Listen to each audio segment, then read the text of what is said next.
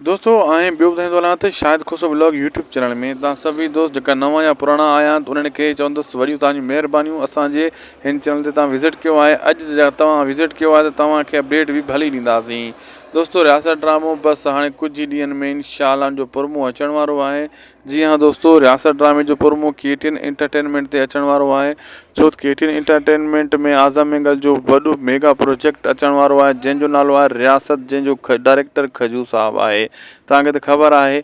ऐं हाणे ईद में 2-3 ॾियारा बचा आहिनि, ईद खां पोइ उनजी एंट्री आहे। प्रोमो हाणे तमामु जल्द अची वेंदो ऐं जीअं ई प्रोमो आयो तव्हांखे ड्रामे जी बहितरीन कहाणी ॾिसणु वटां मिलंदी। ॿी ॻाल्हि रही पंहिंजा वेरी जी, पंहिंजा वेरी ड्रामो बि ज़बरदस्त हली रहियो आहे, व्यूवरशिप सुठी खणी रहियो आहे। पर जेतिरी ज़हर ज़िंदगी व्यूवरशिप खई हुई, किस्तनि जा व्यूज़, हिकु किस्त जा व्यूज़ लख ताईं बि वेंदा हुआ, एतिरी व्यूवरशिप पंहिंजा वेरी खे न आहे मिली। बहरहाल मां हरियाणा पापनगर जेका पहिरियों 8,000-7,000 व्यूज़ खणे पियो, उहो बि हाणे 30,000-35,000 फ़ी किस्त व्यूज़ पई खणे।